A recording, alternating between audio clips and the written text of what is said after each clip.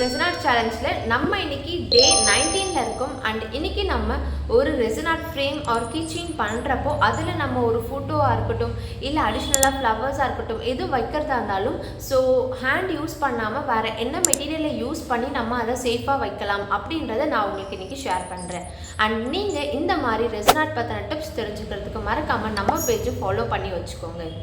so நம்ம இப்போ ஒரு ஃப்ரேம் செய்கிறப்போ எக்ஸாம்பிளுக்கு இந்த பியல் இருக்குல்ல ஸோ இந்த பியலையே நம்ம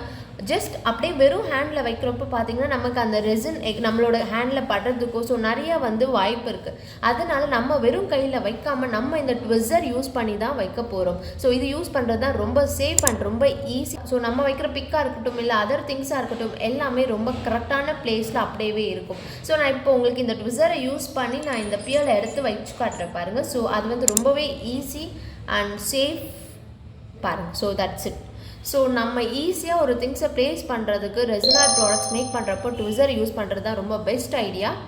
30 days சேலஞ்சில் டெய்லி நம்ம போடக்கூடிய வீடியோஸில் எண்டிங்கில் கேட்குற கொஷினுக்கு ஆன்சர் பண்ணுற 5 மெம்பர்ஸ்க்கு நம்ம ஃப்ரீயாக ரெசின் ஆர்ட் கிஃப்ட்ஸ் தர போகிறோம் அண்ட் இன்னைக்கு கொஷின் நம்ம ஒரு ரெசின் ஃப்ரேம் ஆர் கீச்செயின் பண்ணுறப்போ அதில் திங்ஸ் வைக்கிறதுக்கு ஹேண்ட் யூஸ் பண்ணாமல் வேறு என்ன டூலை யூஸ் பண்ணி வைக்கலாம் அப்படின்றத கீழே கமெண்ட்டில் மென்ஷன் பண்ணுங்கள்